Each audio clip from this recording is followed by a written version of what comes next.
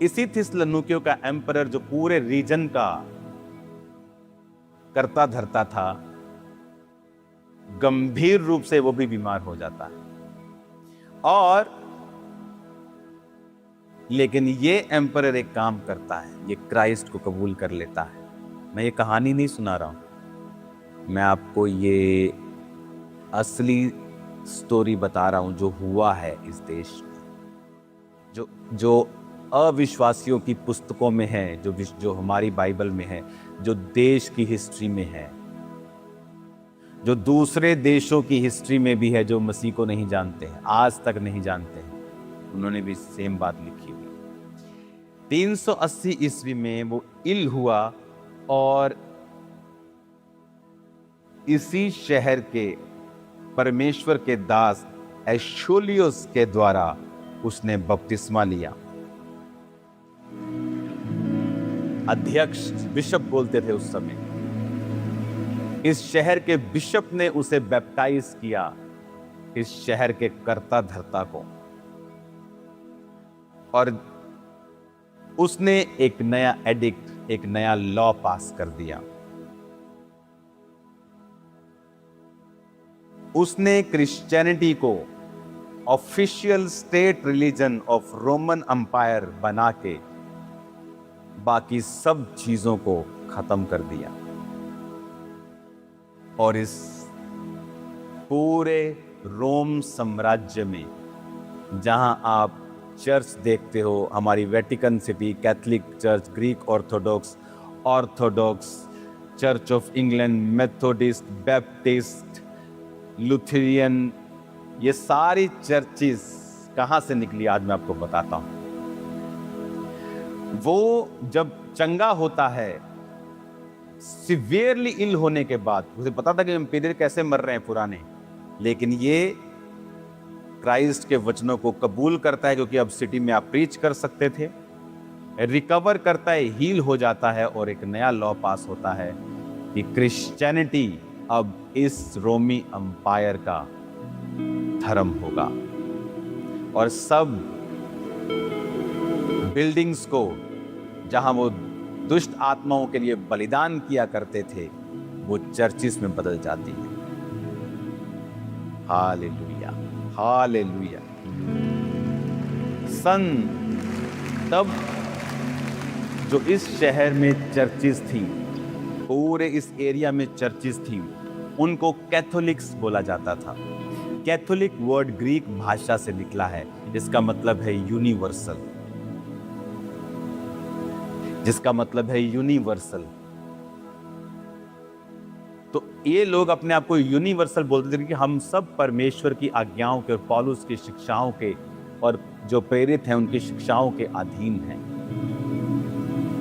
तो फिर ये चर्च, जब आप रोम में आज देखते हो क्रिश्चियनिटी जो कैथोलिक्स का सेंटर है, ये तब शुरू हुआ जब ये सब चीजें हुई, और उसके बाद और भी बहुत सी पॉलिटिकल घटनाएं हुई, और जो रोम का साम्राज्य था वो पोप को मिला, और वहां से फिर उन्होंने धार्मिक रूप से और दूसरे रूप से पूरी क्रिश्चियनिटी को वो फैलाया और वो चलाया।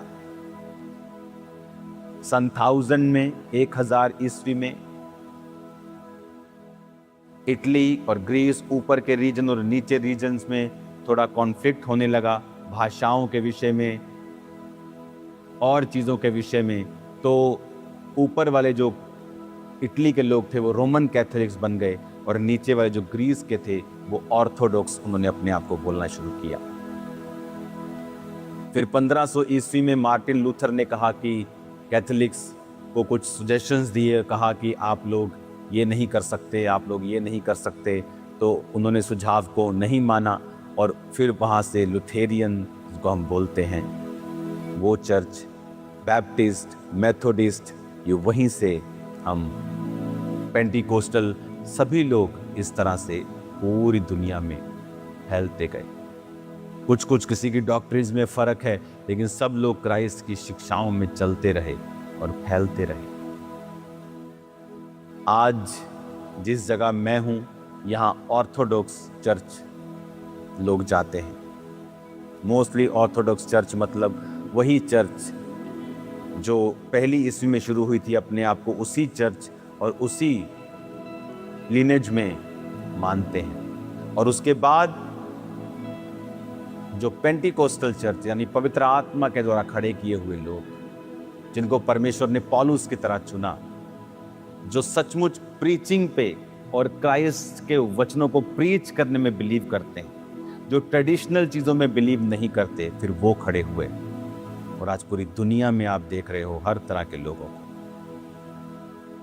Roman Catholics, Greek Orthodox, Russian Orthodox, Baptist, Lutheran, Anglican, ये सब चर्चेस इस तरह से परमेश्वर के कार्य को करती है। आज मैं आनंदित हूं और मुझे पता है कि परमेश्वर ने आपसे बात की है, कि किस तरह से परमेश्वर ने उन लोगों के विश्वास को और उन शहीदों के लहू को यहां वेस्ट नहीं होने दिया, पर परमेश्वर ने अपने राज्य को स्थापित किया। आप डरे मत, घबराए मत, खुदाबंद हमारे संग है। वो सब शक्तियों से महान है। वो हमारी परसिक्यूशंस को भी जानता है, हमारे दुखों को भी जानता है। वो शहीदों के लहू का बदला लेना भी जानता है।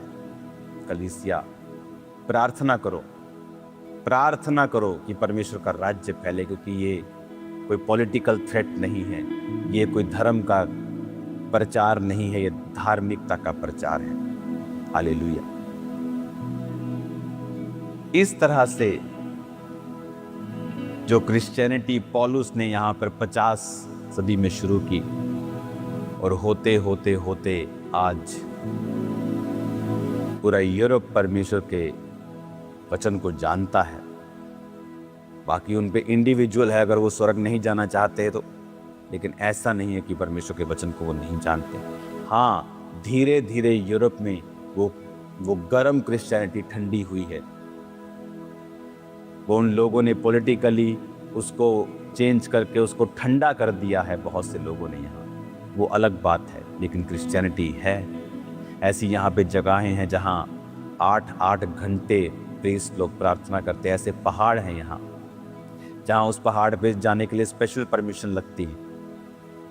बहुत से प्लेसेस, और बाइबल को मैंने यहाँ जिंदा होते हुए देखा है और आनंदित हूँ कि प्रभु मुझे यहाँ लेके आया, क्योंकि मैंने बाइबल को स्पर्श किया है, आंखों से देखा है, महसूस किया है, हाथों से टच किया है, जो आप पढ़ रहे हैं।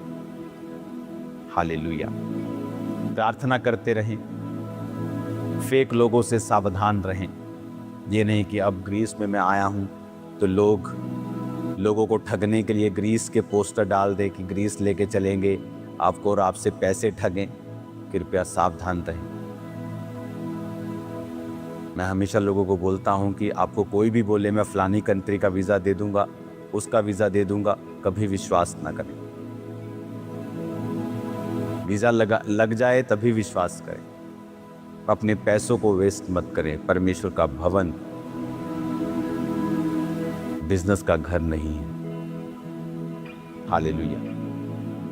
हमेशा सावधान रहें, ठगियों से बचें, खुद भी बचना होता है आपको। मैं कभी इन चक्रों में क्यों नहीं पड़ा, इसी रीज़न से कि हमें अपने आप को साफ सुथरा क्लीन इमेज में रखना है। शैतान जितनी मर्जी कोशिश कर ले वो उसकी अलग चीज़ है, लेकिन अगर आपका दिल आप जानता है कि आप निर्मल लाइफ को, आपने स्वच्छ लाइफ को जिया है, ये आपके लिए ब्लेसिंग है। हालेलुया। आज इस जगह से मैं आपको ब्लेस्ड घोषित करता हूँ और मैं विश्वास करता हूँ कि आपने जो वचन जो सुना है आपको मालूम हो गया होगा कि परमेश्वर किस तरह से कार्य करता है। परसिक्यूशन में जब आपको लगता है कि प्रभु तू कहाँ है, वो कह रहा है बेटा मैं बड़ी तैयारी कर रहा हूँ, मैं बहुत बड़ी बेदारी की तैयारी कर रहा हूँ, बहुत बड़े काम की तैयारी कर रहा हूँ। और वही काम आज मैं परमेश्वर के नाम में भारत में होता हुआ देख रहा हूँ कि परमेश्वर का वचन फैल रहा है। परसिक्यूशन भी फैल रही है, लेकिन परमेश्वर का वचन भी फैल रहा है। और मेरा विश्वास है कि यीशु मसीह का वचन किसी के लिए थ्रेट नहीं है बल्कि ब्लेसिंग है उस देश के लिए। अगर आज आप इन देशों में आएँ तो आके देखें किस तरह से यहाँ सफाई से लेके खाने से लेके आज इंडिया में हज़ारों फूड प्रोडक्ट्स जो हैं वो फेक हैं, हज़ारों चीज़ें फेक हैं। आपके घर में आने वाली बहुत चीज़ें दवाइयों से लदी हुई हैं। लेकिन क्या किया जाए? प्रार्थना की जाए। अगर आप पूरी दुनिया में घूमकर देखेंगे तो सब सरकारें नहीं कर रही, लोग अवेयर हैं। कोई रूल तोड़ता है सड़क पे तो सरकार आके नहीं कहती, लोग ही यहाँ के लोकल बोल देते हैं भाई साहब यहाँ गाड़ी मत लगाओ। लोग अवेयर हैं यहाँ। तो प्रार्थना करनी है कि हमारे लोग अवेयर हो, एजुकेशन में अवेयरनेस आए कि परमेश्वर का आत्मा हमारे भारत को एक नई ऊंचाई पर, एक नई ब्लेसिंग में लेके जाए। भारत में बहुत काबिलियत है। हमारे देश में राजस्थान में वो रेत भी है और हिमालय की पहाड़ियाँ भी हैं। ऐसी पहाड़ियाँ मैंने वर्ल्ड में कहीं नहीं देखी जो मैंने हिमाचल में और हिमालय पर्वत के उस रीजन में देखी। हमारे देश में वर्षा वन भी हैं जो चिरापुंजी में 24 घंटे बारिश पड़ती, पूरी दुनिया में ऐसा स्थान नहीं। हमारे देश में कोस्टल एरिया केरला और गोवा जैसे एरिया भी हैं जो बहुत ही शानदार है। दुनिया के बहुत कम इलाके ऐसे हैं। हमारे देश में फर्टाइल लैंड है, पंजाब हरियाणा के जैसे, जो पूरी दुनिया में आपको कहीं नहीं मिलती। इतनी फर्टाइल है, कुछ भी डाल दो वो उग जाएगा। नदियां भी हैं, समुद्र भी साथ में लगता है। हर चीज़ हमारे भारत में है। प्रार्थना करनी होगी हमें कि परमेश्वर हमें आशीषित करे, हमारे लोग सच्चाई को समझें, हमारी सरकारें सच्चाई को समझें कि क्रिश्चियन लोग उनकी बेहतरी के लिए, उनके लिए प्रार्थना करते हैं, उनके दुखों के लिए नहीं है। God bless you all. मेरा बिलीव है आज आप इस वचन के द्वारा ब्लेस्ड हो। मैं ब्लेस्ड हुआ हूं आपको वचन देके आज।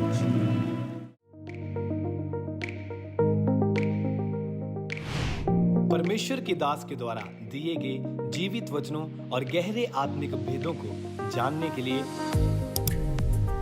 आप हमारे YouTube चैनल को अभी सब्सक्राइब करें और बेल आइकन को दबाना ना भूलें ताकि हर एक नई अपडेट और अनाउंसमेंट सबसे पहले आप तक पहुंच सके।